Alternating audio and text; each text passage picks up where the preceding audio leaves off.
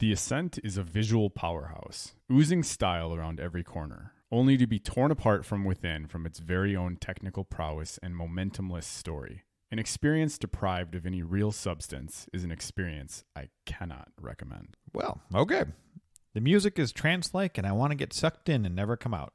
Yet, I still haven't picked it back up since our play session. So the question is it worth your time? I'm hoping this discussion will ascend me to the answers I seek. So let's talk about it for a bit.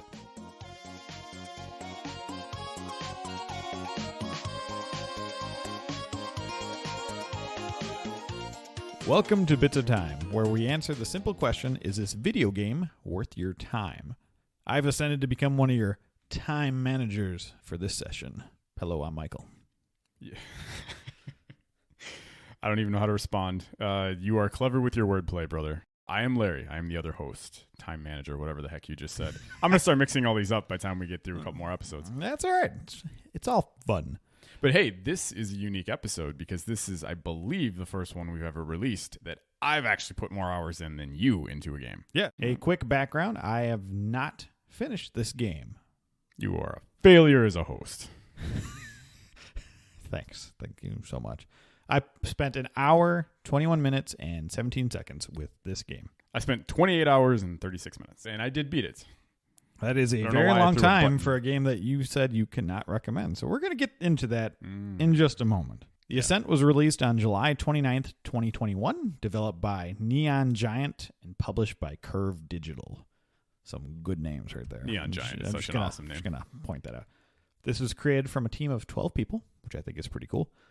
I just wanted to pull out this little quote from Newsweek article by Harrison Abbott. So this is in response to this article talking about Cyberpunk 2077 and this game. Tor Frick, one of the game directors, said, quote, "Of course there's going to be giant overlap because their game has everything in it. I think one of the things that was really frustrating for us was that when they revealed more gameplay, we kept thinking, oh, we have that. We have the same mechanic. We're also a class-free game."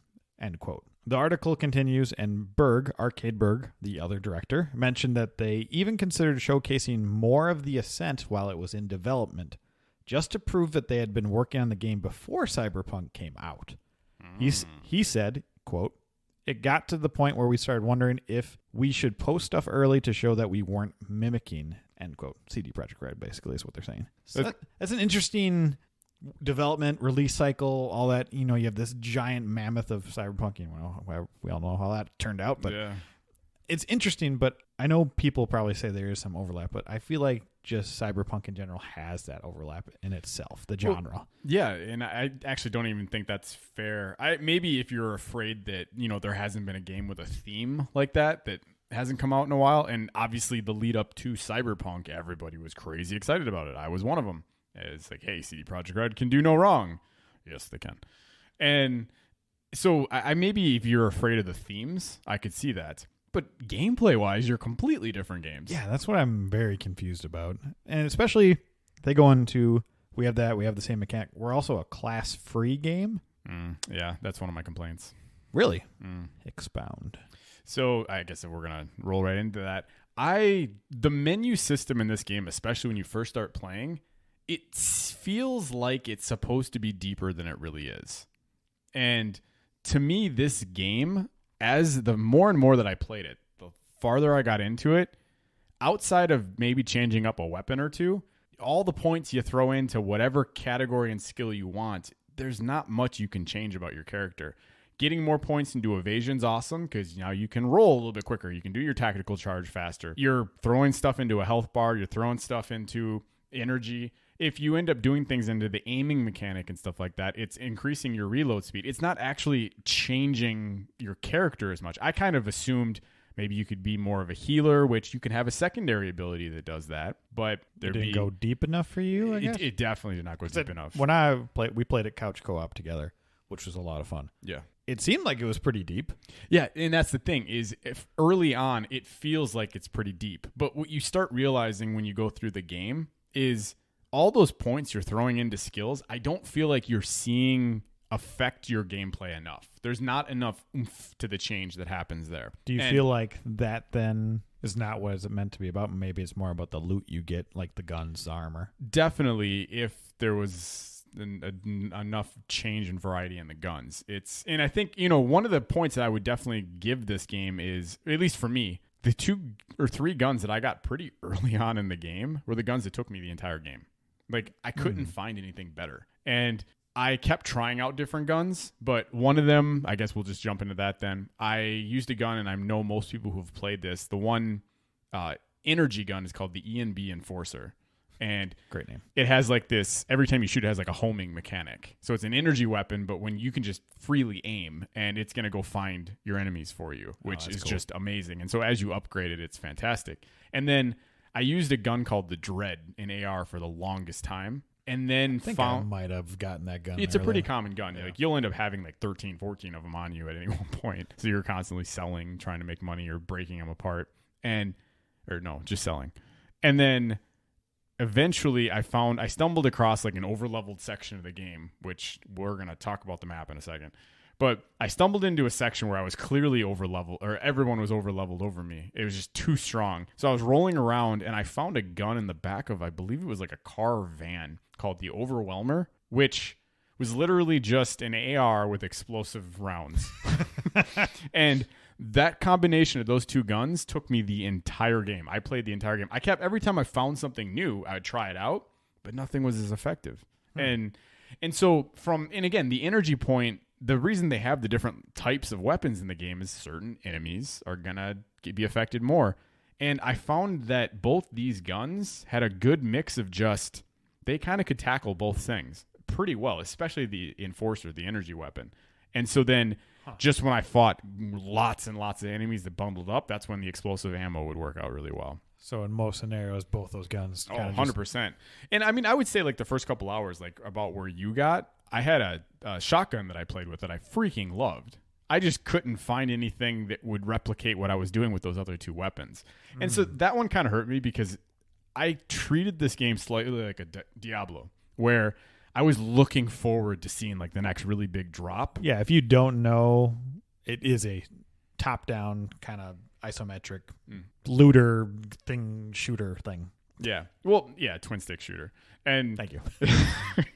Well, and so the thing that I did not like is there's no unique weapons in this game. There's no unique armor. It's all set based. So the Dread, when you, let's say, we'll take that gun, you get it, and then you can go ahead and upgrade it 10 times. So there's kind of 3 tiers of upgrades. It's called MK1 through, I believe it was 4, and then 5 through 8, and then 9 and 10 is the kind of you need really, really specified loot drops to upgrade them to that point. Is it just like building damage and stuff? It's doing damage. Maybe the reload speed and gets a little bit faster. Things like that. Ammo capacity might go up. But you know how like in a lot of games there'll be like a specialized legendary drop or something Correct. like that, right? They don't have that in this game. I suppose maybe like the Overwhelmer is something like that. But it was already in the map. It wasn't like a drop you got from an enemy. So it's like there might be rare weapons, but they're probably set into the game. Yeah, and so I guess for me, just the mixture of wanting to constantly farming for me turned into let me farm because I'll have like 13 versions of the Dread. I'll have about 8 versions of this armor and that armor, and then I bring them back to someone, sell them all, and then go buy either materials or whatever to upgrade my gear. And it didn't ever turn into let me go out to fight these enemies to see if I can get something special to drop. That doesn't exist in this game. And I was pretty disappointed with that. There's 2 points I want to go in this conversation after you saying that. I think I'll go stick to the first one then. What made you keep going then? Yeah, so I was actually racking my brain on this one. For me, I'm not always about like theme and looks, but the freaking look and visual style of this game, it's impeccable. So this game released in 2021. Yes, of course, there are more visually, like more graphically impressive games. I think this is the most beautiful game that came out in 2021. And this is in a year that Forza Horizon came out. There's unbelievable games that released. This game was stunning every which way. I almost feel like the developers of this game, all 12 of them, which is amazing, were showing off at times, because there were so many different times where I'd be walking around the city, or you'd go down and take like an elevator down, and they would just subtly like back the camera up, and they're like, look at this. Look, we designed detail into the windows in those buildings you're never going to be able to go to. It's just the lighting is impeccable in this game. But even better, I'm stealing my word choice, but I'll allow it. Okay, fine. The sound design. I will always have the tactical charge sound stuck in my head, like that was a terrible attempt, but I actually don't think it was that far off once you hear it. And the weight of a lot of these guns, the soundtrack itself, there's this beautiful mix in gameplay. When you start having some of like your augments, like let's say you have spider bots set out, which is one of my favorite ones, where you just spawn up like 12 of these like suicidal spiders to go running. You almost use them as a wall. If you can get all that timed, music hitting with the lights flaring and enemies around. I remember with you guys, I would share clips to you and Kevin, the other brother, about just how impressed I was with those moments. And so for me, I kept enjoying those moments so much that the gameplay was that fun that it kept pushing me, which would lead me into, but the story and the maps were the two things. Well, that and the bugs, which we can also talk about. The story and the map, I'm so utterly confused at what the thought process was here. So the main driving force is gameplay and just like the theme. So theme encompasses the style of the game and the music because they're kind of intertwined. Yeah, so when I say theme, I'm definitely combining the look of the game with the sound design. The composer also did the original Witcher and Dying Light. Just throwing that out there. Interesting. The original Witcher, huh? Yeah. Wow. Which is kind of funny because there's that weird CD Projekt Red thing in there too. So it's kind of funny in that regard. So you're talking about the map, but before the other tangent I wanted to go down, you talked about selling all the gear in the town, the city or whatever. Is it just that one city that you go to, or is there? No, there's a couple different hubs. There's the city you get to pretty early on in the game is the biggest one. Again, this is all, and city's maybe the wrong way to word it. It's all one giant complex. It seemed like a ward or something like that. I think it's called the Arcology, and I should remember the name, but it's this whole gigantic different sections that are broken up. And again, these are all underground. Again, we're not part of the elite upper level world that which you is a cool, get to. It's a cool little story. And so there's a lot of, I would say, smaller like sections and markets that are within the game. But the one that you get to early on in the game that has like Poon, who's like my favorite, he's probably my favorite character in the game. He's the guy that you work with early on. That is the largest kind of friendly AI NPCs all in one area. That's the busiest section in the game. Okay, because when we got there, I was like, man, this is opening up. I like this. Is cool. I mean, we had fun fighting this small little boss in the beginning of the game and going through. We had some technical issues when we were playing co-op, but overall, I was like, all right, this is building to something nice. And almost an hour and a half, and I was like, I feel pretty good about this. I haven't picked it up since, so I mean, again, you're asking me a lot of the questions, obviously, because I beat it. But so I guess that was the area I wanted to jump into: is why haven't you picked it back up? Is it simply because I haven't made myself available for it, or? Well, yeah, time ran out for us when we were playing this because we had other things to do. But I guess it's a funny thing. So when we first played this, I didn't have Game Pass. I wasn't subscribed to it, and I didn't have a newer Xbox. But now I do. I have both currently. Have you loaded it up on the newer No. Xbox? Yeah. So that's a treat. So I still haven't jumped back in. And maybe because I have far too many games to play. Hence one of the reasons we're doing this podcast. Maybe because it didn't capture me completely, but I don't know if that's true because minus the glitch, I enjoyed myself with that game quite a bit. Tweaking out my character, getting some, new guns, and just seeing the world. And the music is so freaking good. But I think that's the funny thing. I don't really have anything bad to say about the game. So honestly, I'm kind of puzzled myself. I thought after, I blew through a bunch of Halo and got my fill of that, this would be the next game I jump into, but I still haven't. But maybe I'll change my mind. But after saying that you spent 28 hours in the game and you're still saying don't recommend it, I'm a little torn here. And I would actually even go so far as to say it's a tricky non-recommend because the gameplay is fantastic. And I would even maybe go so far as to say the pacing issues in the story, the way the map is laid out, those issues may be not as big of an issue if you play cooperatively. So if you have someone with you to keep you entertained, you guys can interact with each other in between the silences, that might be enough to change my overall recommendation level. I played this game mostly by myself. Yeah. So that's interesting. But this is why I say this, though. The convolutedness of the map in this game, I just don't understand their thought process. So you have a little, after about one of the first early on missions, you get this little ping that you can start doing. It's almost like a whole bunch of like nanobots or like data stream points that float ahead of you to show you where you need to go. Cool. That's it's good. It's almost like a guided GPS to let you know where your next mission is. So I played this when it came out. It's very possible some of this stuff has been updated. I'm unsure. I'm talking about when I played it. The GPS system in the game would never take into account the fast travel subway system that was in the game.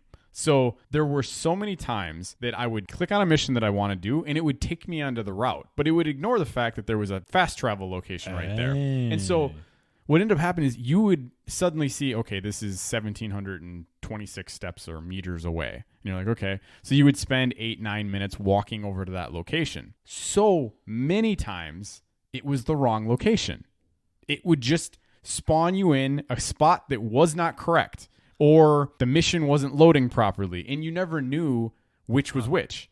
And I cannot tell you how many different times, like even on the fast travel system, so many times they have like a little tiny square that let you know, okay, hey, you have a mission in this spot, so go there. You'd go there, and there was no mission there for you. And it was like, I don't know if there was the contextual thing that I've complained about in other games where a mission's available, but I haven't done something yet. Oh, so you need but to then it's like, so then why lead me to this? Because the problem is I spent so much time aimlessly walking around parts of the map where the enemies would just randomly respawn. And since these enemies that I'm killing aren't getting me, they don't even have a chance at dropping anything ultimately unique or new for me, I would start getting tired of just doing the same thing over and over and over again. So I wanted to utilize the fast travel system. But then the thing is, interesting. Okay. There was multiple times where I would use the fast travel system. I would travel to a spot that I thought it wanted me to go, and I'd get out, and then all of a sudden I was like 2,700 meters away from my target. I'm like, I went further away? What? And you couldn't set waypoints either. There was no way to set waypoints on the map, which also drove me nuts. I'm like, I thought that would have been a simple fix to be like, okay, listen. Do you think that's probably a technical fix that they've changed by now? I would hope so. I don't know. To me, it feels like in 2022, like being able to apply a waypoint to a map in any sense is a pretty normal thing nowadays. Mm-hmm. At least, Mark, even if you're like, hey, there's a tough bad guy here, I want to go back later and fight. Let me just ping this thing and let it go. Or if you're like, you know what? I knew there was a quest over here. I couldn't remember exactly where it was. Just ping it, walk over there, and then find it from there and let yourself naturally. It did seem like you get a lot of quests on that main hub right away, too. But again, the pacing of, and perhaps it was like the pacing of the side missions and missions combined. I found myself not wanting to do the side missions anymore because they took me so far out of the way. Nothing was really happening. And I'll put it this way. So the overall process or concept for the story is basically, unless you wanted to do anything more about the map. No, that's fine for now. Okay. So the story is so atypical. Just you start off as this lonely person living in the slums. You're called an indent, and you work for a group called the Ascent group. And they basically end up going bankrupt or broke because there's this AGI. It's the artificial general intelligence that just goes offline, disappears. They lose all their money. So a company comes in called Y Corp. I always mix those two up. Y Corp comes in, buys everything up, employs you to go figure out what happened to this general intelligence. Let's figure out what's wrong with it. So you finally get to it, and of course, someone's been tampering with it. And they now have alternative motives. They're trying to create a wormhole. So what happens? In a game that a story where really nothing has happened and you're waiting for it to build to the next level, suddenly the final boss in the game pops up, and it's just something that comes out of the wormhole that has nothing to do with anything that you've dealt with. And worse than that, the sequence, and I'm sure most people are cringing when they hear this, that about our sequence of getting to the final boss, the entire mechanics of how they've thrown enemies at you changes. It used to be you kind of could always see that there was enemies coming up, so you could use your game plan, how you play your game. Maybe you're a cover person, maybe you're not. The final about hour-ish sequence and the autosave feature always screwed up, where if you died on the final boss, they sent you all the way back to the corridor. You had to redo this again. But they would spawn enemies on top of you, just randomly. That's weird. And so if you were someone who needed more cover and weren't bulky in a heavy, gigantic set of armor, the way you have been taught to play the entire game is completely thrown out the window. I do dislike when games at the very end change or add a new mechanic and that doesn't work. Well, and here's the killer, right? So, obviously, spoilery. When you beat the giant squid final boss that came through this wormhole, you beat it, and then nothing's resolved. Your group that you were trying to help initially, the Ascent group, is still broke. They're beaten down. Y Corp still just owns everything. And nothing's resolved. The game just ends. Then they suddenly turn you into a new game plus mode so you can go through everything again. There's no umbrella finish. It's just, okay, well, that didn't work out. Do you think you missed something? Like maybe. Perhaps. I did a little bit of a deep dive, and people were talking about that seemed to be a pretty decent common complaint. Now, again, a lot of people love this game way more than I did. I just don't know. Now, again, I guess the only benefit would be DLC and another game is easily possible because nothing got finalized. There was the Y Corp guy who was like smoking the cigar in like the futuristic looking place, and it just completely reminded me of Mass Effect, just not done as well. But yeah, it was just, I kind of was left really, really dumbfounded at how just lackluster the storyline was. And it made me think maybe they should have changed up the idea of maybe what the whole game was. Because the visuals, the gameplay, the soundtrack were so good that it almost feels like the storyline was like tacked on to be like, hey, well, we need something to keep people busy. That's the vibe I got from that. And I know you're a big storyline guy, but for me, it was like, this is the type of game where I want to go, I just want to get out there. I want to shoot. I want to test my different guns. I want to use my different abilities. Let me get some unique drops. Let me go find and try and fight this strange mini boss over here. And there wasn't any of that. It's almost like it didn't do what something like a Diablo is good at doing. But then because you strip that away so it's not as deep as a Diablo, you would think the story would be better then. And the story wasn't great. Huh. So are you saying that there seemed to be like a lot of characters, at least in that hub city that I spent time in? Do you meet more memorable or unique characters? You meet more characters. I wouldn't necessarily say too many of them are memorable at all. Like I said, the Poon guy that I keep bringing up, I think he had genuinely funny dialogue. Him interacting with him made me think, oh, okay, there's some cool characters in this world. Which again, so especially this is where the example of how this podcast works, it makes so much sense. That's a prime selling point. You would think there is better stuff coming forward. To me, he was probably one of my favorite character.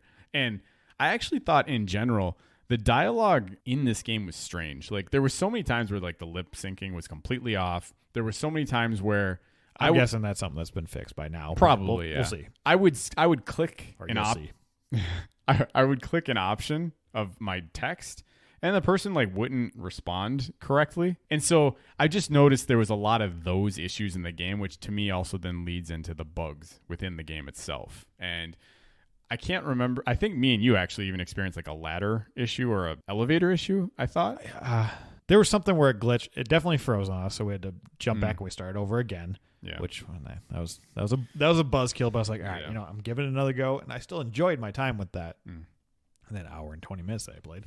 Yeah, well, and for me, I ended up having multiple times where the game crashed on me. I had autosave issues where I saved the game, stopped, and then I came back to it like my next night, and I was something like an hour back further, like my file wouldn't work. And then multiple times, the two most common things that happened to me, actually three most common things that happened to me all the time, were parts of the map just wouldn't load up.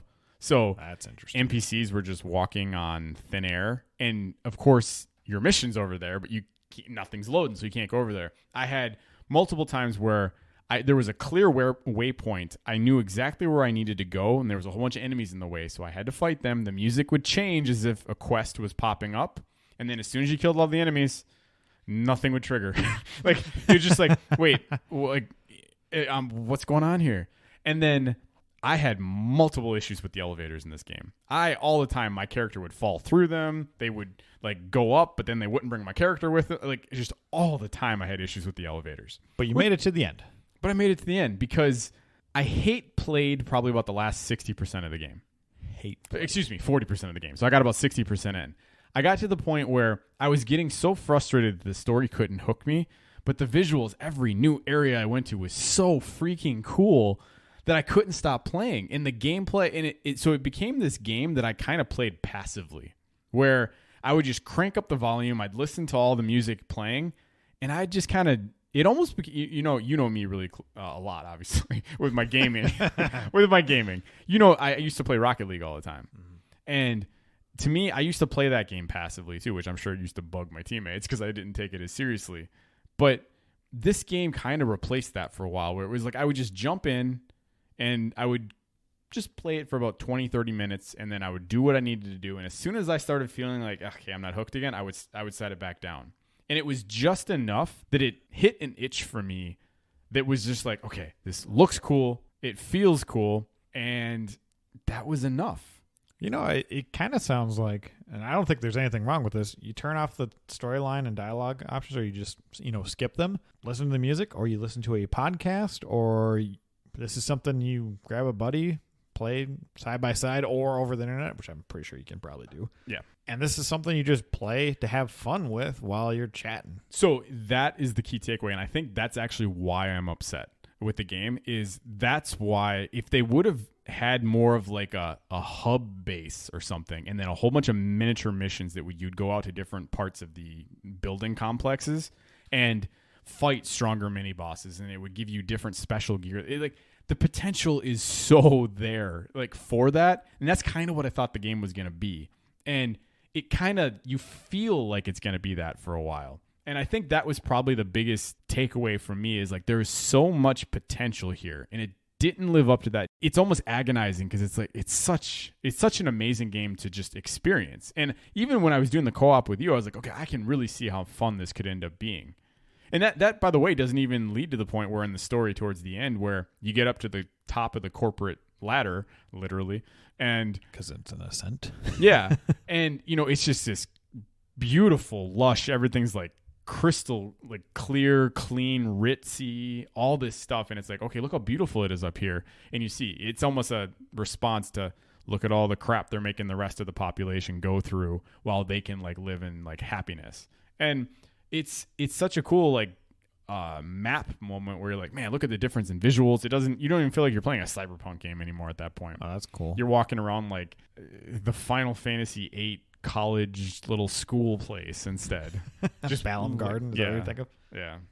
Interesting. So they got some themes that don't work for you, some that do, it sounds like the corporate ladder thing. That's kind of a clever way of doing it and showing it off. And I know you asked me in the question, do you think a game like this should be played co-op only for you to enjoy? I don't think that's the only way to enjoy it. Just from hearing from your experience, it seems like if you are listening to a podcast while playing this, or you're listening to some album, or you're listening to the music from the game, I think you can passively enjoy it from the sound of it. I only spent just under an hour and a half with it, so I can't commend that. But for what I'm hearing from you, if you're not worried about story, because there's so many games, I have a friend that plays RPGs, but he doesn't care about the story for the most part. In certain games, he's just all about the battle system. So if you're like that, I think this game can be worth your time. If you're only worried about the game mechanics and getting invested in a world, not completely, I think this game could be worth your time. Well, I would actually even go so far as to say you kind of spurred my last thought I wanted to say about the story.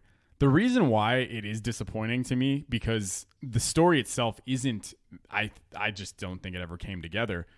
But the codex in the game and the 3D, the fact that everything in the codex is a 3D module that you can literally rotate and look at is that's cool. So I actually think this game has potentially one of the best codexes I've ever seen in a video game, which to me right there even shows there's your story. You can actually build a lot of really cool stuff just with that. So focus on the other stuff. Or I think at the end, what this ends up showing is you have an unbelievably talented set of 12 people who just couldn't get all of it done. And I think the story was the one thing that felt like it got sacrificed.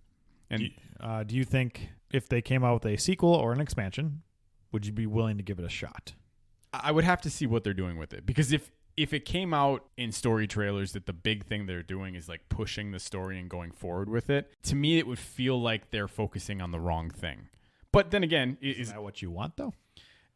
No, if they're focusing just on the story. Yeah. I feel like at this point they lost me with where the story is so much that I would rather them focus on all the strengths of that game and just cut that out and try and create more of a a hub-based system where, I don't want to keep comparing it to Diablo, but Diablo, each act has like its hub city.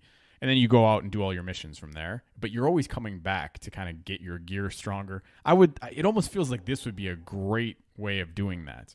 I guess then the other point, if I want to play devil's advocate, if they focus on story and they really are serious about that and they completely change the whole way that the story system is done and they actually improve it while keeping everything else the way it is, sure, I'd be willing to absolutely go along with that. It's just that to me would mean they made a lot of money with the Ascent and were able to get the funds to pursue something further and actually have the development time to do that. Because, I mean, I can't even imagine if they come out with a second game and they have to completely remake another world or something like that, the amount of time that must have been spent making that world the way that it is bar none the most beautiful twin stick shooter I've ever played in my life. Like, not even close. So definitely look it up then if you're curious after you're done listening to this. Yeah. And so I guess I would be potentially interested. It's just, but that's like a prime example. Any game that I don't like, if they come out with a sequel and it's like, hey, we fixed the thing that you don't like, okay, fine. I'm potentially going to be interested. You piqued my interest. Fine. I think it's just interesting that 60-40 argument you have going with yourself. Like, you enjoyed it, but you still wouldn't recommend it. Well, because like I also have that bit in me when it comes to games. Like, I'm really good at playing games passively, right? Games like Rocket League, games like Hearthstone back in the day. I like playing games. I don't always need a great story to keep me going forward. It's just, this game relied so much of my issues with the pacing of the game itself and the backtracking and going back through the same tunnels and, sewer systems and it just passageways was because of the story. It wasn't because, hey, while I'm walking from point A to point B, this enemy over here has a 3% chance of dropping something I really, really want. That's not how it goes. It was, okay, this guy's annoyingly here again. Here's another mob of these guys. And do you think if they added that, would you be inclined to play through it again, or are you done with it? I would just need to be really sold on the next mechanic, because I think when it comes to a looter-shooter type thing like this, I need more loot. I think I kind of like the dice roll, the chance of the what if. Like, if I go fight this guy, this is what could potentially happen. Pray those RNG guys. Yeah. Give me the dread and then give me the option for, or even just give me more abilities to customize individual components of the guns instead of just a straight, okay, it's from level 1 to level 2. And then that's it. I think there's just maybe levels to prefer, especially since the most you're doing is you're going around killing tons and tons of people. Give me more control over my character, some of the drops. Give me some more unique drops. I don't want to be bored that, there's literally the 74th version of that gun that is now dropped that I'm going to go sell to the same vendor again. Was there enough? It sounds like there's enough environmental variety. Was there enough enemy, mob, bad people? I never, for the most part, got too annoyed because I thought there was a good breakdown of different enemy types between aggressive enemies, meteor enemies. There's the shield guys that just absolutely drove me nuts. There's the ones that were cloaked, so when there was a lot going on in battle, they could absolutely sneak around. They tried flanking a lot. I had no issues with that. There was the different drones in the game. I thought there was good enemy variety. Well, and I guess we're this far into it, the fact that we haven't talked about the fact that there's 2 levels to your shooting. There's your crouched, and so if you're standing up and some of the smaller enemies in the game and you're shooting, if you don't crouch, you can't hit them. Which I think is a pretty cool mechanic. And so just from the gameplay front in general, like, I don't have complaints with that. Of course, yeah, it could use more variety, but the maps, enemy design, the types of fights, all of it together that's not the problem with the game. It's, since we have all that, give me more. I need more uniqueness within the game. And I feel like I'm just left where I was, and I don't know if I'll ever play it. Well, don't know if I will. Well, so for me, with someone like you, I know, we both like storyline, but I have a hunch, unless you have someone who can cooperatively play with you, I just don't think the game will keep you interested long enough. I got to imagine on the second or third time where you see like how far you have to retrace your steps again, you're going to be like, what am I doing? And that was a thought that went through my head a couple different times in the game. And I believe that's a problem. So Mike, do you have anything else you wanted to add, or can I get to some little quick bits here? Go for it. All right. So I might as well just say, I can't remember if I said at the beginning of this episode, my final build, I was level 31. I used the ENB Enforcer, and then I had the Overwhelmer. My augmentations, I used Overclock, which just it's an ability that allows me to have it increases my energy regeneration, and then tactical recharge and reload speed. So one I could obviously reload the guns quicker, but the other one was my cooldown for my tactical little dodge would happen quicker. Which again, I kind of when I looked back at that, they're all the boring options, but the ones that I utilized the most. So I use spider bots, which hands down was probably one of my favorite ones. There's a skill called Sentinel Beam that you just literally look like a DBZ character, which is kind of cool. So that's pretty awesome. But I used Vitality Booster Module 1 and then Tactical Charge for Module 2, which again was just the ability to dodge and roll quicker. And then as far as upgrades go, I invested 20 points into weapon handling, body battery, which again just allowed me to throw out more spiders more often. Vitality, I mean, obvious, I just don't want to die. And then evasion. Evasion was a weird one because you would think it would mean when someone's trying to attack you, like you're harder to hit. Correct. But evasion in this game is just, it helps the cooldown rate again for your roll. So I invested heavily into making sure I could roll tons. Get out of the way, yeah. And then as far as just for the bosses in the game, I thought there was at least a decent variety of different bosses. The two that kind of stand out to me, there was one that I thought was kind of odd. It's called the Onyx Void Operative. And the enemy itself isn't necessarily too fascinating, but it's the fact that this is the first time, if I remember correctly, he has other enemies with him, but they're cloaked ninjas. And so he's not that strong by himself. He doesn't have a big health pool. But because he has all these extra guys running around with him, it is an absolute ridiculous fight. That's cool. It definitely caught me off guard quite a few different times. And then the only other boss, it almost feels like it's mandatory in games like this. The boss with the largest health pool early on for me was a boss called the Siege Mech. And it's the atypical boss where there's like all these giant red no-go zones that will pop up and then rockets will hit, so you're constantly having to move around, yeah.